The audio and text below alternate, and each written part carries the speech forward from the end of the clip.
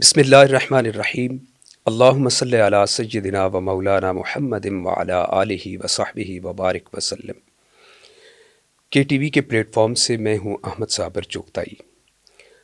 آج ہم بات کریں گے حضور نبی مکرم رؤوف الرحیم صلی اللہ علیہ وآلہ وسلم کے ایک ایسے وفادار ساتھی کی جنہیں نہ صرف دنیا میں بلکہ قبر میں بھی حضور نبی مکرم صلی اللہ علیہ وآلہ وسلم کا ساتھی بننے کا شرف حاصل ہوا۔ میری مراد یار غار یار مزار حضرت سیدنا ابو بکر صدیق رضی اللہ تعالی عنہ ہیں۔ 22 جمادی الثانی آپ کا یوم وصال ہے۔ آپ کی کنیت ابو بکر اور آپ کا اسم گرامی عبداللہ ہے۔ صدیق آپ کا لقب ہے جو آپ کو خالق کائنات نے عطا فرمایا۔ سیدنا صدیق اکبر رضی اللہ تعالی عنہ کی شخصیت اور آپ کے سنہری کارناموں پر گفتگو کرنے کے لیے ہمارے ساتھ موجود ہیں معروف اسلامک اسکالر، مرکز اسلامی کے ناظم تعلیمات جناب مفتی محمد تصدق حسین۔ ہم آپ کو خوش آمدید کہتے ہیں۔ شکریہ۔ حضور سیدنا صدیق اکبر رضی اللہ تعالی عنہ، آپ کی شخصیت، آپ کا نام اسلامی تاریخ میں کسی تعارف کا محتاج نہیں ہے۔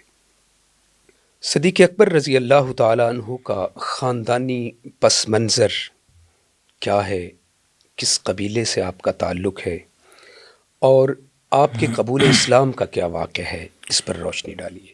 بسم اللہ الرحمن الرحیم۔ اللہم صلی علی سیدنا و مولانا محمد وعلی آل سیدنا و مولانا محمد و اصحاب سیدنا و مولانا محمد وبارک وسلم۔ سب سے پہلے تو چغتائی صاحب آپ کا بہت شکریہ، اور کہ ٹی وی کی تمام انتظامیہ کا بہت شکریہ کہ آپ نے انتہائی عام عنوان پر یہ پروگرام رکھا اور اس میں پھر مجھے شرف بخشا کہ میں حضرت سیدنا صدیق اکبر رضی اللہ تعالیٰ عنہ کے حوالے سے کچھ گفتگو کروں۔ حضرت سیدنا صدیق اکبر رضی اللہ تعالیٰ عنہ کی شخصیت، آپ کا خاندان، آپ کا علاقہ، ایک حدیث پاک ہے، رسول اللہ صلی اللہ تعالیٰ علیہ وسلم فرماتے ہیں کہ خالق کائنات نے مخلوق کے دلوں کو دیکھا، اور جو دل سب سے زیادہ پر نور تھے، سب سے زیادہ اچھے تھے، اللہ نے انہیں میری صحابیت کے لیے منتخب فرما لیا۔ سبحان اللہ، سبحان اللہ۔ یہ تمام اہل بیت اطہار اور تمام صحابہ کرام رضوان اللہ تعالیٰ علیہم اجمعین کی عظمت و شان ہے۔ لیکن جیسے آپ نے خصوصی طور پر ابھی انٹرو میں ذکر کیا ہے کہ حضرت سیدنا صدیق اکبر وہ واحد شخصیت ہے کہ جنہیں ابتدائی اسلام سے لے کر سرکار مدینہ صلی اللہ تعالیٰ علیہ وسلم کے وصال با کمال تک، اور پھر ان کے اپنے وصال سیدنا صدیق اکبر کے وصال سے لے کر اب تک ان کو امام الانبیاء صلی اللہ علیہ وآلہ وسلم کی رفاقت میسر ہے۔ تو اس سے پتہ چلا کہ جو دل سب سے اچھے تھے، ان سب سے اچھے دلوں میں بھی سب سے بڑھ کر قلب جو ہے وہ سیدنا صدیق اکبر کا۔ واہ واہ واہ۔ یعنی یہ جو ربی پاک صلی اللہ تعالی علیہ وسلم کا فرمان ہے، اس سے استدلال کرتے ہوئے کہ اللہ نے جب حضور کے لیے انتخاب کیا کہ جو سفر میں، ہجرت میں، جنگوں میں، گھر میں، امن میں، محبت میں، پیار میں ساتھ رہے گا، اس شخصیت کا نام ابو بکر ہے۔ سبحان۔ خاندان ان کا چھٹی پشت میں حضرت مرہ بن کعب رضی اللہ تعالیٰ عنہ، یہ امام الانبیاء صلی اللہ تعالیٰ علیہ وسلم کے نسب میں بھی چھٹے نمبر پر حضرت مرہ کا نام آتا ہے، اور حضرت سیدنا صدیق اکبر رضی اللہ تعالیٰ عنہ کے جو چھٹے خاندان میں آبا میں ہیں وہ بھی حضرت مرہ بن کعب ہے۔ تو آپ کا ویسے قبیلہ بنو تمیم ہے، یعنی آگے جو شاخیں تھیں قریش کی، جی۔ تو قریش میں سب کو کوئی نہ کوئی منصب مکہ المکرمہ میں حاصل تھا جی۔ خاندانی طور پر۔ یعنی امام الانبیاء صلی اللہ تعالیٰ علیہ وسلم کا جو خاندان ہے، اسے خاندان عبد مناف بھی کہا جاتا ہے، لیکن زیادہ معروف خاندان بنو ہاشم ہے۔ بنو ہاشم، ان کے پاس میزبانی تھی حجاج کی، آب زمزم کا چشمہ ان کے پاس تھا۔ باقی جو لوگ تھے کچھ ان میں سپہ سالار تھے، یعنی اگر جنگ کرنی ہے تو وہ قبیلہ فیصلہ کرے گا، کچھ کے خارجہ معاملات جو تھے وہ تھے۔ تو حضرت سیدنا صدیق اکبر رضی اللہ تعالیٰ عنہ کا جو خاندان ہے وہ قضاء کا، یعنی آپ یوں سمجھ لیں جدید دور میں اگر میں ترجمہ کروں تو جو مکہ المکرمہ میں جج ہوتے تھے وہ حضرت سیدنا صدیق اکبر کا خاندان تھا۔ ماشاء اللہ۔ تمام سیرت نگاروں نے یہ لکھا ہے کہ اگرچہ وہاں کفر و شرک تھا، بت پرستی تھی، وہاں بہت ساری خرابیاں بھی تھیں، لیکن پورے عرب کا اور بالخصوص اہل مکہ کا سخی ہونا، اپنے قول و قرار کا پکا ہونا، وعدے کی پاسداری کرنا اور شجاع ہونا، بہادر ہونا، یہ تو اہل مکہ کی خصوصیات ہیں، اور وہ سیدنا صدیق اکبر رضی اللہ تعالیٰ عنہ کے خاندان کی تو خصوصیات ہیں۔ آپ اہل مکہ کو چھوڑیے، جن کو صدیق اکبر رضی اللہ تعالیٰ نے آزاد کیا ہے، اور سیدنا صدیق اکبر کے ساتھ ان کا ذکر بھی لازم و ملزوم ہے، حضرت سیدنا بلال حبشی رضی اللہ تعالیٰ عنہ۔ دیکھیں مکے کا غلام ہے اور وہ کام کرتا ہے، کوئی غلام کی کوئی حیثیت نہیں ہے اس دور میں، یعنی وہ جو مالک کہے گا وہ کام کرے گا، کوئی پڑھا لکھا ہونا نہیں ہے۔ تو اہل مکہ کی کوالٹی، یعنی میں یہ عرض کرنا چاہتا ہوں بھی جو زبان ہے کہ جب وعدہ کر لیا یا کوئی قول کر لیا، اقرار کر لیا، تو وہ کتنے پختہ تھے کہ جب حضرت سیدنا بلال حبشی رضی اللہ تعالیٰ نے کلمہ شریف پڑھا، اسلام قبول کر لیا، تو 13 سال مکے کے سرداروں نے پورا زور لگا لیا، تو مکے کے ایک غلام کو اس کلمے سے پیچھے نہیں کر سکے۔ اللہ اکبر۔ یعنی یہ اہل مکہ کی خصوصیات میں کہ وہ قول کے اتنے پختہ تھے۔ تو جہاں جس معاشرے کا، جس خطے کا، جس علاقے کا غلام اپنے وعدے کا اتنا سچا ہے، آپ اندازہ لگائیں اس معاشرے میں جو مکہ کا سب سے بڑا بزنس مین سیدنا ابو بکر صدیق ہیں، وہ کتنے سچے ہوں گے، سبحان اللہ۔ اور وہ اپنے وعدے کے کتنے پکے ہوں گے۔ ان کی سچائی قبول اسلام کے بعد ان کی سچائی کا بھرم تو رب کائنات نے بھی خود جی بالکل بالکل، وہ تو دیکھیں نا، صدیق کا لقب، یہ صدیق کا لقب جو دیا واقعہ معراج کے بعد، یہ آپ نے اس طرف توجہ کی ہے، وہ اگرچہ بعد میں آتا، لیکن کہ جب امام الانبیاء صلی اللہ تعالیٰ علیہ وسلم نے بات بتائی تو ابو جہل کو نے سمجھا کہ شاید یہ موقع بہت اچھا ہے، اور حضرت سیدنا صدیق اکبر رضی اللہ تعالیٰ عنہ جیسا جہاں دیدہ شخص جب اس کے سامنے یہ بات ہوگی تو وہ کسی بھی صورت یہ بات قبول نہیں کرے گا۔ حالانکہ امام الانبیاء صلی اللہ تعالیٰ علیہ وسلم نے کفار کے سامنے صرف جو 15ویں پارے میں زمینی معراج کا ذکر ہے اس کا تذکرہ کیا کہ میں رات کو مسجد اقصیٰ گیا پھر واپس آ گیا۔ آگے آسمانی معاملات، واقعات، وہ عرش تک جانا یا دیدار باری تعالیٰ، اس کا حضور نے کفار کے سامنے تذکرہ نہیں کیا۔ لیکن جب ابو جہل نے آ کے یہ بات کی تو حضرت سیدنا صدیق اکبر نے پہلے انکار کیا، یعنی پہلے اسے کہا کہ یہ نہیں ہو سکتا، کہ پہلے حضور کا نام نہیں لیا، ہاں چونکہ حضور کا نام نہیں تھا، تو اس نے کہا کوئی کہے، تو آپ نے فرمایا یہ ناممکن ہے، کوئی بندہ کیسے کہہ سکتا ہے کہ اتنی 2 مہینے کی مسافت ہے جانے کی، 2 مہینے آنے کی، اور وہ کہتا ہے میں ایک رات کو گیا ہوں، تو یہ نہیں ہو سکتا، ناممکن ہے۔ لیکن جو ہی ابو جہل نے کہا کہ یہ حضرت محمد بن عبداللہ کہتے ہیں صلی اللہ تعالیٰ علیہ وسلم، تو صدیق اکبر نے فرمایا وہ اس سے بھی بڑی بات کہیں تو وہ سچی ہے، سبحان اللہ، وہ ہو سکتی ہے۔ تو یہ معیار ہے اسلام کا۔ حضور قبول اسلام جو صدیق اکبر رضی اللہ تعالیٰ عنہ کا ہے، قبول اسلام کا جو واقعہ ہے، اس پر بھی تھوڑی روشنی ڈال۔ بنیادی بات حضرت سیدنا صدیق اکبر رضی اللہ تعالیٰ عنہ کی جو حیات طیبہ کی خاص بات ہے وہ یہ ہے کہ انہوں نے جوانی میں بالکل ابتدا میں، یعنی جوانی کے آغاز میں ان کی نبی پاک صلی اللہ تعالیٰ علیہ وسلم کے ساتھ بہت گہری رفاقت ہو گئی تھی، تو انہوں نے حضور کی حیات طیبہ میں بہت ساری چیزیں مشاہدہ کی جو اعلان نبوت سے پہلے بھی آپ کی امانت، صداقت، دیانت اور حضور کا پورے ایک اہل مکہ سے ممتاز ہونا، یہ باتیں سیدنا صدیق اکبر رضی اللہ تعالیٰ عنہ کے سامنے تھی۔ لیکن سیرت نگاروں نے 1-2 باتیں بڑی خاص لکھی ہیں کہ جو آپ کے قبول اسلام پہ، ایک ازالت الخفا میں بات لکھی ہوئی ہے کہ حضرت سیدنا صدیق اکبر رضی اللہ تعالیٰ عنہ فرماتے ہیں کہ میں ایک دن باہر گیا جنگل میں ایک درخت کے نیچے بیٹھا، تو اچانک یہ ہوا کہ اس درخت کی شاخیں جو ہیں وہ میرے قریب آنا شروع ہو گئی، جی جھک گئیں اور جھک گئیں. ایک درخت کی شاخ جو ہے وہ میرے سامنے آئی اور وہ درخت مجھ سے ماوے کلام ہو گیا. سبحان اللہ. میں بڑا حیران ہوا. جی. میں نے کہا بھائی درخت بھی باتیں کرتے ہیں؟ تو اس نے کہا بھائی جو آپ کے دوست ہیں یہ نبی آخر الزماں ہیں، یہ خاتم النبیین ہیں. سبحان اللہ. جب یہ اعلان نبوت فرمائیں تو تم کوئی پس و پیش نہ کرنا، کوئی ہچکچاہٹ کا مظاہرہ نہ کرنا، تم فوراً کلمہ پڑھ لینا. سبحان اللہ. حضرت سیدنا صدیق اکبر رضی اللہ تعالیٰ عنہ فرماتے ہیں کہ جب امام الانبیاء صلی اللہ علیہ وآلہ وسلم نے اعلان نبوت فرمایا تو مجھے نہیں پتا تھا. جی. تو اس درخت نے مجھے کہا، میں جب سفر شام سے واپس آ رہا تھا تو اسی درخت کے نیچے بیٹھا، اسی نے مجھے بتایا. اس نے کہا کہ بھائی تم جو ہے جا کے آپ حضور نے اعلان نبوت فرما دیا اور تم نے کلمہ پڑھنا ہے. یعنی یہ درختوں کو بھی شعور تھا، درختوں کو بھی شعور اسلام کی نبوت اور جی رسالت. بالکل. پتھروں کو بھی شعور تھا. جی جی. اور یہ تو سیرت حلبیہ میں، سیرت کی ساری کتابوں میں، مشکاۃ شریف میں بھی جب حدیث ابو پاک ہے جہل نا، وہ اپنی مٹھی میں کنکریاں لے کر آ گیا تھا، ہاں وہ کنکریاں بھی، ان اور کنکروں کو بھی شعور. حضرت مولا علی رضی اللہ تعالیٰ والی وہ بڑی مشہور حدیث ہے نا، مشکاۃ شریف میں بھی، سیرت حلبیہ میں بھی، اور سیرت کی تمام کتابوں میں. کہ وہ جا رہے تھے اور انہوں نے کہا کہ میں صلاۃ و سلام سنتا تھا، السلام علیکم یا رسول اللہ، لیکن مجھے وہ بندہ کوئی نہیں دکھائی دیتا.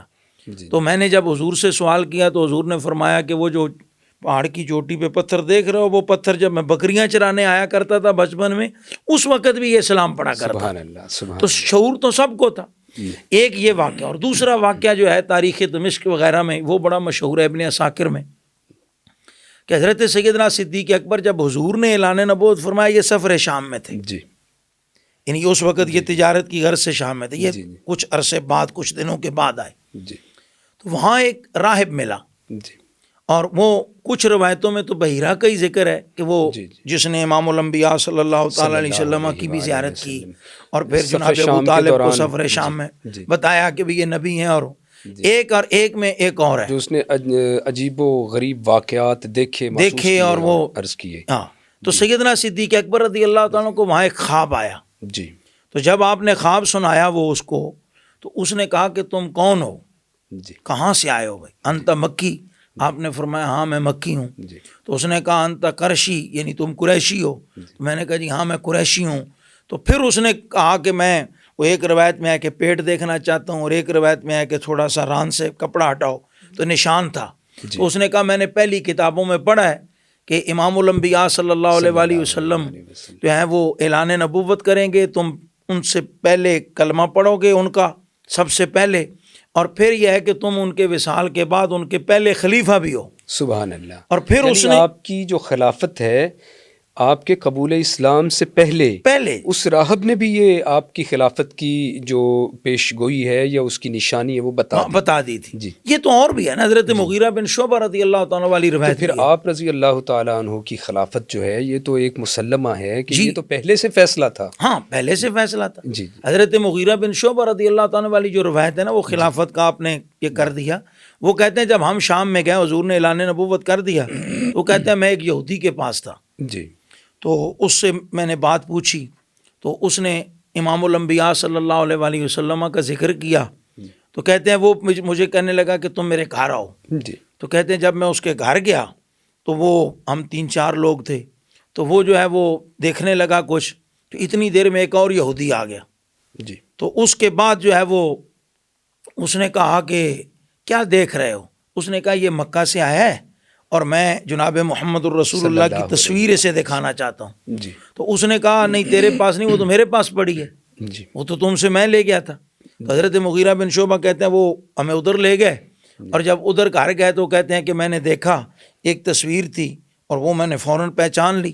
جی. تو کہتے ہیں پھر میں نے دیکھا کہ ایک بندہ نیچے بیٹھا ہوا ہے، اور جیسے کوئی اپنے شیخ کو مرید دباتا ہے یا مطلب قدم چھوتا ہے، گھٹنوں کو ہاتھ لگاتا ہے، تو اس طرح ایک بندے کی تصویر ہے. یعنی وہ بڑا بادب طریقے سے نیچے بیٹھا ہوا ہے. تو کہتے ہیں میں نے اس سے یہودی سے کہا کہ یہ ساتھ کس کی تصویر ہے؟ تو اس نے کہا جب پہلے نبوت جاری تھی، جب کوئی نبی تشریف لاتے ان کے جانے کے بعد دوسرا نبی آ جاتا، لیکن یہ جناب محمد الرسول اللہ خاتم النبیین ہے، ان کے بعد کوئی نبی نہیں آئے گا، لیکن یہ جو بندہ بیٹھا ہے یہ ان کا پہلا خلیفہ ہوگا. تو حضرت مغیرہ بن شعبہ کہتے ہیں جب میں نے قریب جا کے غور سے دیکھا تو وہ سیدنا صدیق اکبر کی تصویر تھی، رضی اللہ تعالیٰ، یعنی وہ پہلے سے طے تھا۔ جی تو جیسے صدیق اکبر رضی اللہ تعالیٰ عنہ مردوں میں اسلام سب سے پہلے لائے ہیں، جی جی، تو خلافت بھی سب سے پہلے سب سے آپ ہی پہلے کو میں، عطا کی لیکن میں وہ جو بات عرض کریں نا اسلام والی، جی جی کہ وہ بحیرہ نے بتایا، جی جی اچھا اس نے کہا کہ مجھے ملتے جانا، جب واپس جاؤ گے نا جی جی تو مجھے ملتے جانا۔ سیدنا صدیق اکبر رضی اللہ تعالیٰ فرماتے ہیں کہ جب میں واپس آنے لگا تو میں اس سے ملا، میں نے کہا بھی میں تو اب مکے جانے لگا ہوں۔ جی اس نے مجھے ایک نعت دی لیکن اشعار، جی تو کہنے لگا میں بہت بوڑھا ہوں، اب میں جا نہیں سکتا، سفر کے قابل نہیں ہوں، تو تم جب جاؤ گے تو امام الانبیاء صلی اللہ علیہ وآلہ وسلم کی بارگاہ میں نا یہ میرا ہدیہ عقیدت ہے، میں نے کچھ اشعار لکھے ہیں تو یہ حضور کی بارگاہ میں پیش کر دینا۔ سبحان اللہ، تو حضرت سیدنا صدیق اکبر فرماتے ہیں بھی میں جب واپس آیا تو حضور نے مجھے دعوت دی، تو میں نے کہا ما دلیلک، کہ یا رسول اللہ اس پر دلیل کیا ہے، اللہ سارے جو مانگتے اللہ ہیں۔ اکبر، تو حضور نے فرمایا ابو بکر تم بھی دلیلیں مانگتے ہو، تو ایک تو یہ تھا بھی رب نے تجھے بنایا ہی میرے لیے ہے، سبحان تو اللہ، دلیل کی کیا ضرورت ہے، سبحان اللہ، اور دوسرا یہ تھا فرمایا وہ جو راہب نے تمہیں سب کچھ تو بتا کے بھیجا ہے۔ اچھا اب حضرت سیدنا صدیق اکبر فرماتے بھی مجھے پتہ تو چل گیا، لیکن میں نے پھر سوال کیا، میں نے کہا یا رسول اللہ میں تو شام میں بہت سارے راہبوں کو ملا ہوں، اب پتہ نہیں آپ کس راہب کی بات کر رہے ہیں۔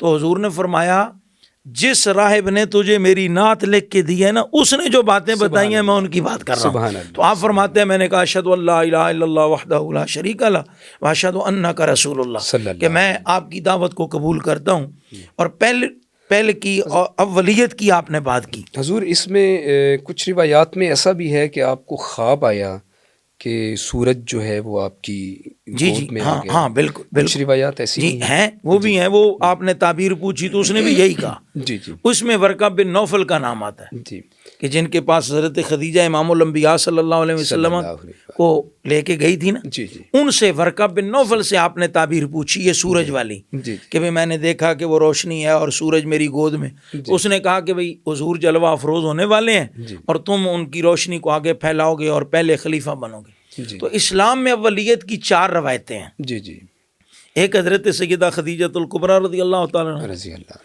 ایک جو ہے وہ حضرت سیدنا صدیق اکبر کی، جی ایک حضرت مولا علی رضی اللہ کرم تعالیٰ عنہ اللہ کی، اور ایک حضرت زید بن حارثہ رضی اللہ تعالیٰ عنہ کی۔ جی سبحان ان چاروں کی روایات ملتی ہیں، جی جی لیکن قربان جائیں اللہ نے جو ہمیں علماء دیے، سبحان اللہ، اللہ ان کی قبروں پر کروڑوں رحمت نازل فرمائے۔ جی امام الائمہ سراج الامہ حضرت امام اعظم ابو حنیفہ رضی اللہ تعالیٰ عنہ، جی جی انہوں نے اس کی بڑی خوبصورت تطبیق کی۔ جی جی انہوں نے فرمایا کہ یہ چاروں روایتیں درست ہیں، جی جی یعنی یہ اسلاف کا طریقہ ہے، نہ کہ مطلب حدیث کا انکار کرو، جی نہ کہ اپنی سطحی عقل کو دیکھ کے جی تو اگر عربی کا کوئی ایک لفظ بھی سمجھ نہ آئے جی جی تو وہ تم حدیث کا ہی انکار کرو کہ جی میری سمجھ میں نہیں آ رہا، جی بلکہ علماء نے ہمیں جو طریقہ بتایا، اسلاف نے بتایا کہ دیکھیں وہ کیسے حدیث کو پڑھتے اور ان روایات کی تطبیق کرتے، ان میں سوچتے۔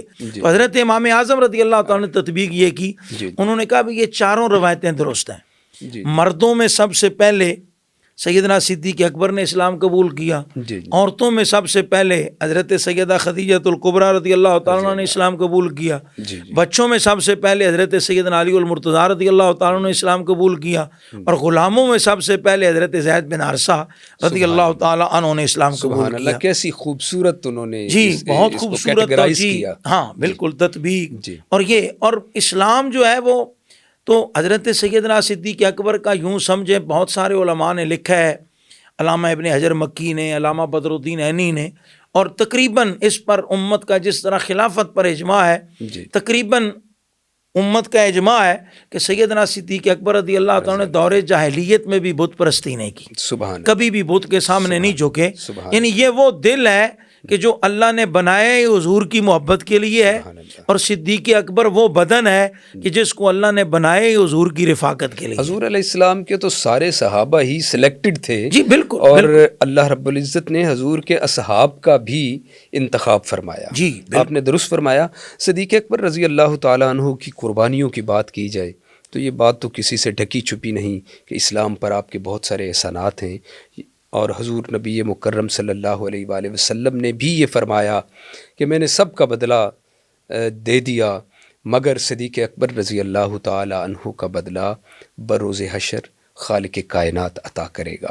اسلام کے جو ابتدائی ایام تھے اس میں حضرت سیدنا صدیق اکبر رضی اللہ تعالیٰ عنہ کی جو قربانیاں ہیں اس پر ذرا تھوڑی روشنی ڈالیے گا۔ حضرت سیدنا صدیق اکبر رضی اللہ تعالیٰ عنہ، آپ نے بڑا خوبصورت جملہ جو حدیث پاک میں امام الانبیاء کا ارشاد گرامی ہے ابھی آپ نے بیان فرمایا، جی جی، یہ پورے اسلام میں صرف دو شخصیات ہیں جی جن کے بارے میں حضور نے یہ جملہ ارشاد فرمایا، یعنی ایک حضرت سیدنا صدیق اکبر جی جی، اور دوسری شخصیت حضرت سیدہ خدیجہ الکبریٰ رضی اللہ تعالیٰ۔ سبحان اللہ سبحان اللہ۔ حضرت سیدنا صدیق اکبر کی پوری زندگی میں جی جی، دیکھیں نا جی، گھر چھوڑا، سبحان پورا اللہ۔ کاروبار ایک قسم کا دنیاوی اعتبار سے تباہ ہوا، جی جی یعنی آپ ہجرت کر کے مکہ چھوڑ کے ساری تجارت جی جی مدینے جا رہے ہیں، جی گھر ادھر رہ گیا، مال و متاع ادھر رہ گیا، بزنس سارا ادھر رہ گیا، جی لیکن ساری زندگی جی جی، ایک لفظ بھی آپ پوری تاریخ میں حضرت سیدنا صدیق اکبر کا نہیں دکھا سکتے جس میں انہوں نے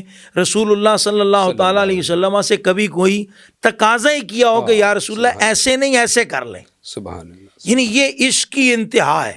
عرض کروں گا کہ حضرت سیدنا صدیق اکبر رضی اللہ تعالیٰ عنہ کی وہ جو 3 خواہشات تھیں، جی جی، چونکہ آپ کی قربانیوں کا ذکر ہو رہا ہے کہ آپ کی اسلام کے لیے کیا کیا قربانیاں ہیں، تو وہ جو 3 خواہشات تھیں بالکل، اور خالق کائنات کی بارگاہ میں جو التجا کی جی جی بالکل، کہ چہرہ سرکار آنکھیں کا میری ہو، ہوں اور چہرہ تیرے چہرہ محبوب سرکار کا ہو، جی بالکل بالکل، اور یہ پھر بہت بڑی خواہش ہے، مال میرا ہو اور خرچ تیرے محبوب صلی محبوب اللہ پہ علیہ ہو، جی وسلم پر ہو، اور بیٹی میری ہو، گھر تیرے محبوب کے ہو۔ جی اس پر بالکل تھوڑی بالکل، اگر آپ یہ تفصیلی روشنی ڈالیں گے۔ اب یہ دیکھیں یہ بھی ادب ہے، جی جی یعنی یہ محبت کی کہ جب رسول اللہ صلی اللہ علیہ وآلہ وسلم نے جی جی، 3 چیزوں کا ذکر کیا کہ مجھے دنیا میں خوشبو پسند ہے، سبحان اللہ، تمہاری دنیا میں سے جی جی خوشبو پسند ہے، عورت پسند ہے، جی اور ایک شاید دودھ کا ہے کہ بھئی دودھ مجھے پسند ہے، جی جی، تو اب یہ محبت ہے آہا سبحان اللہ، کہ سیدنا صدیق اکبر رضی اللہ تعالیٰ عنہ نے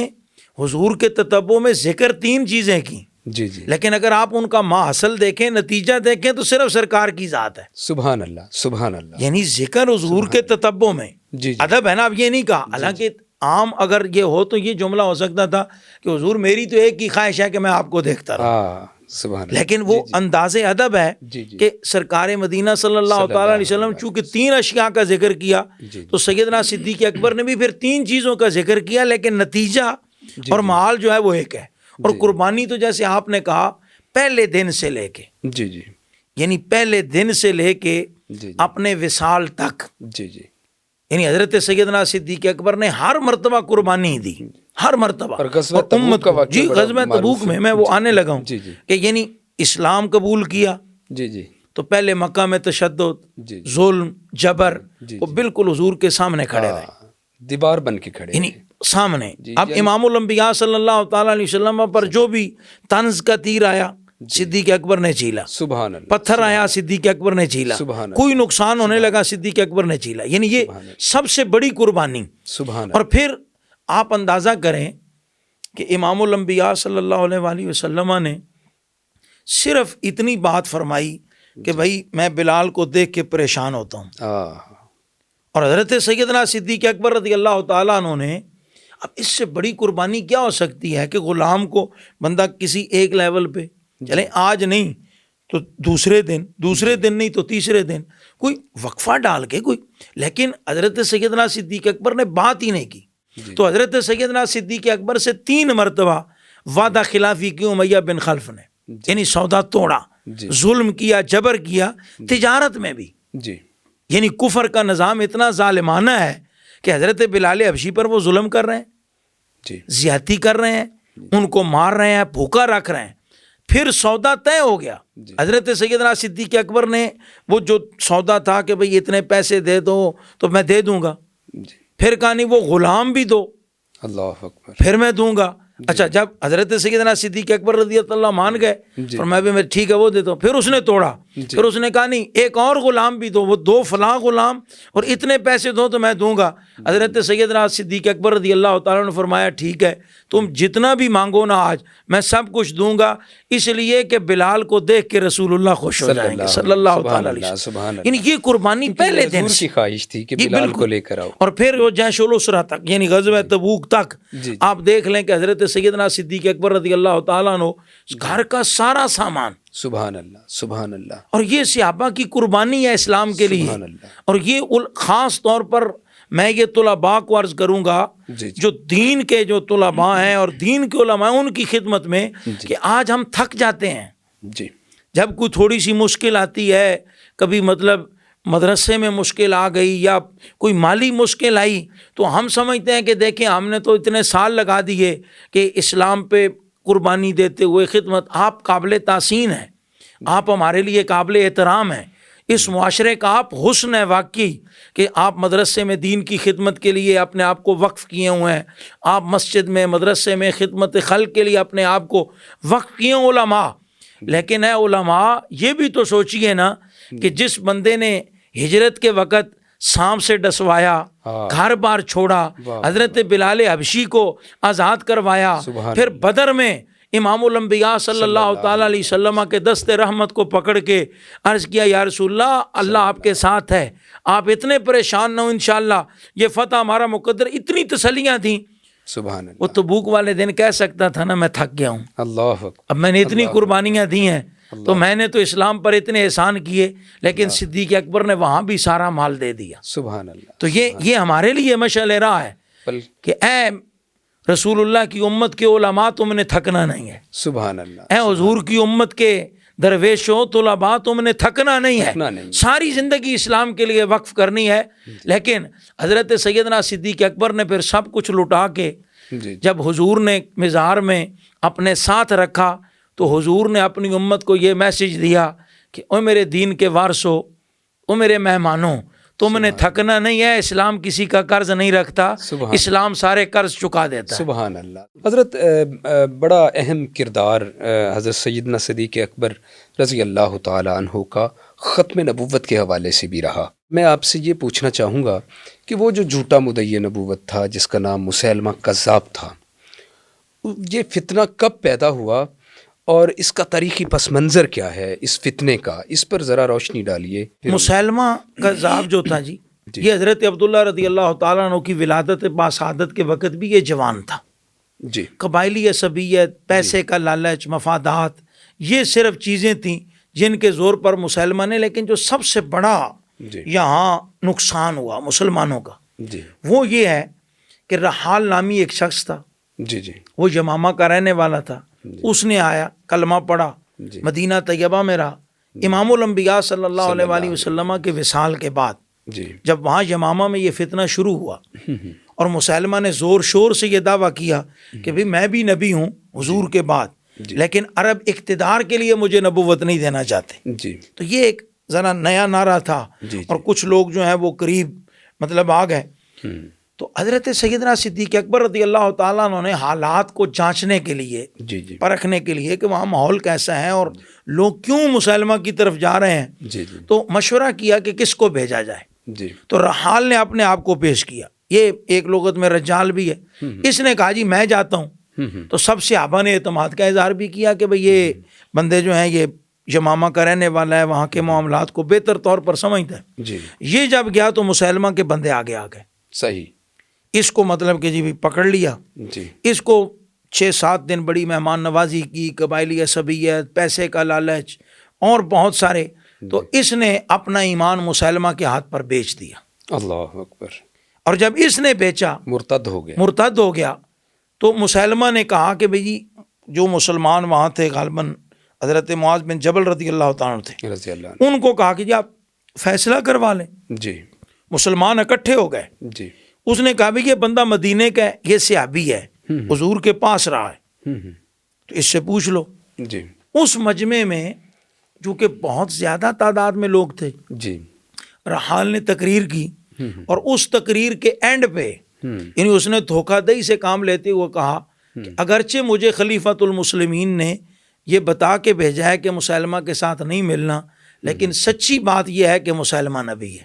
استغفر اللہ۔ اب وہ جو لوگ تھے نو مسلم، جی یعنی ابھی اسلام نیا نیا تھا، جی تو انہوں نے سمجھا کہ بھئی یہ صحابی ہے، تو جی اس سے یہ پتہ چلا کہ اسلام کو کفر نے ظاہری طور پر اتنا نقصان نہیں پہنچایا جتنا منافقوں نے پہنچایا۔ منافقوں نے پہنچایا۔ یعنی دوسرے معنوں میں جدید ٹرم میں آپ یوں کہہ لیں کہ جو کفر کے سہولت کار ہیں وہ اسلام کے لیے زیادہ نقصان دہ ہیں۔ تو جو اسلام کے غدار تھے ان کی وجہ سے کچھ دن یہ فتنہ ٹھہرا، لیکن فتنہ جتنے بھی مکر ہوں، فتنہ ختم نبوت کے خلاف انشاءاللہ ٹھہرے گا کوئی نہیں، انشاءاللہ۔ تو اس کا جو مسیلمہ کذاب کا جو فتنہ تھا، جی اس کا خاتمہ سیدنا صدیق اکبر رضی اللہ تعالیٰ عنہ نے کیسے فرمایا، اس پر ذرا روشنی ڈالیے۔ حضرت سیدنا صدیق اکبر رضی اللہ تعالیٰ نے قوت کے ساتھ، جی یعنی مطلب یہ ہے کہ اسلام کا جو مخالف ہے، جو منافق ہے، جی وہ پیار کی زبان نہیں۔ اچھا، حضرت سیدنا صدیق اکبر کی یہ بھی خصوصیت ہے، جیسے آپ اول الاسلام ہے نا، جی جی اسی طرح ختم نبوت کے پیٹرن میں بھی صدیق اکبر اول ہے۔ جی بے شک۔ یعنی ختم نبوت کے لیے جنگ، ختم نبوت کے مسئلے کی وضاحت، سب کچھ اس میں سیدنا صدیق اکبر کو ہی اولیت حاصل ہے کہ سب سے پہلے آپ نے یہ مسئلہ حل کیا۔ یہ جنگ اتنی شدید تھی کہ اس میں بڑے جید صحابہ، 1200 صحابہ جام کرام شہادت نوش فرمایا، اور پھر 700 وفات صحابہ، قدیم الاسلام صحابہ، اللہ اکبر۔ یعنی حضرت زید بن خطاب فاروق اعظم کے بڑے بھائی، حضرت حذیفہ بن یمان کے بھائی، یعنی بڑے قدیم الاسلام صحابہ۔ صرف یہ نہیں کہ مطلب کہ کوئی نوجوان صحابہ، تو اس سے یہ میسج بھی جاتا ہے کہ جب ختم نبوت کا معاملہ آ جائے تو پھر جیسے جید صحابہ نے اور حفاظ کرام نے جام شہادت نوش کیا، تو اس میں تمام علماء کو، تمام مشائخ کو، اور جو جتنے بھی بڑے منصب پر ہے اس کو اس میں کردار جی ادا کرنا بالکل، چاہیے۔ یہ کیوں نہیں، یہ تو حضرت سیدنا صدیق اکبر رضی اللہ تعالیٰ عنہ نے یہ تو قانون بنایا نا۔ جی جی ختم نبوت کا مسئلہ تو اتنا عام ہے کہ آپ نے جب تخت خلافت پر متمکن ہوئے تو آپ نے فرمایا آج کے بعد جی کوئی بدری صحابی جو ہے وہ کسی جہاد میں نہیں جائے گا، کیونکہ یہ تبرک ہے۔ جی جی اب حضور کے ساتھ پہلی جنگ کی، اسلام کے لیے انہوں نے 50-60 جنگیں لڑی ہیں، تو اب کتنا کچھ، تو اب ان کو برکت حاصل کرو، دین سیکھو، زیارت کرو۔ لیکن جب مسلمہ کا فتنہ آیا تو حضرت سیدنا صدیق اکبر رضی اللہ عنہ پہلی ترمیم کرتے ہوئے یہ قانون ختم کیا، فرمایا بدری ہو یا غیر بدری ہو وہ یمامہ پہنچے۔ اب حضور کی نبوت کا معاملہ ہے، حضور کی نبوت کا، اللہ اکبر۔ تو کتنا بڑا شیخ ہو، کتنا بڑا پیر ہو، کتنا بڑا عالم ہو، ختم نبوت کے مسئلے پہ تو ہر بندے کو کردار ادا کرنا چاہیے۔ بدری صحابہ سے کسی جی کا بڑا بالکل، مقام بدری صحابہ سے بڑا تو کسی کا مقام نہیں نا۔ صحابہ سے تو خیر سارے ہی ہیں، وَكُلًّا وَعَدَ اللَّهُ الْحُسْنَىٰ، لیکن بدری صحابہ سے خصوصی طور پر اللہ نے جنت کا وعدہ کیا۔ جی یہاں پر ہندوستان کے علاقے قادیان میں بھی ایک فتنہ پیدا ہوا، جسے فتنہ قادیانیت کہتے ہیں، مسیلمہ کذاب، اور یہاں پر جو مرزا غلام قادیانی ہے اس کو مسیلمہ پنجاب بھی کہا جا بڑا سکتا مشہور ہے۔ لفظ ہے یہ، مسلمہ پنجاب۔ جی، تو اس فتنے کے رد کے لیے امت مسلمہ پر کیا اب ذمہ داریاں عائد ہوتی ہیں؟ امت کے لیے میسج یہ ہے، امت کی ذمہ داری یہ ہے کہ امت سستی اور لاپرواہی کا مظاہرہ نہ کرے۔ ختم نبوت بڑا حساس ایشو ہے، جیسا کہ پہلے آپ نے ذکر کیا کہ جب مسلمہ کذاب کے لیے صحابہ کرام، اور وہ بھی بدری صحابہ کرام، جی جی تو یہاں بھی امت کے ہر فرد کی، جی یہ صرف کوئی علماء کی ذمہ داری نہیں، جی جی یہ دکاندار کی، جی تاجر کی، وکیل کی، جج کی، فوجی کی، سپاہی کی، ہر مسلمان جو جس شعبے سے تعلق رکھتا ہے اس کی ذمہ داری ہے کہ وہ ختم نبوت کی حساسیت کو سمجھے اور عقیدہ ختم نبوت کے تحفظ کے لیے میدان عمل میں آئے۔ جی مفتی صاحب بہت شکریہ، آپ نے بہت خوبصورت گفتگو کی، اور آج سیدنا صدیق اکبر رضی اللہ تعالی عنہ کا یوم وصال ہے، اور جو سیدنا صدیق اکبر رضی اللہ تعالی عنہ کا پیغام ہے، جو بقول اقبال کہ پروانے کو شمع بلبل کو پھول بس، صدیق کے لیے ہے خدا کا رسول بس، یہی پیغام ہے صدیق اکبر رضی اللہ تعالی عنہ کا کہ امت مسلمہ رسول کریم صلی اللہ علیہ وآلہ وسلم کے دامن رحمت سے وابستہ ہو جائے، اور جس طرح صدیق اکبر رضی اللہ تعالی عنہ نے حضور نبی مکرم رؤوف الرحیم صلی اللہ علیہ وآلہ وسلم سے محبت کا حق ادا کیا، جھوٹے مدعی نبوت کے خلاف جہاد کیا، جس طرح اپنا مال دولت سب کچھ رسول کریم صلی اللہ علیہ وآلہ وسلم پر قربان کر دیا، آج بھی ہر مسلمان کو صدیق اکبر رضی اللہ تعالی عنہ کے اسوہ حسنہ کو سمجھنا چاہیے اور آپ کے اسوہ پر عمل پیرا ہونا چاہیے۔ اسی میں ہماری فلاح ہے، یہی اسلام کا اصل پیغام ہے۔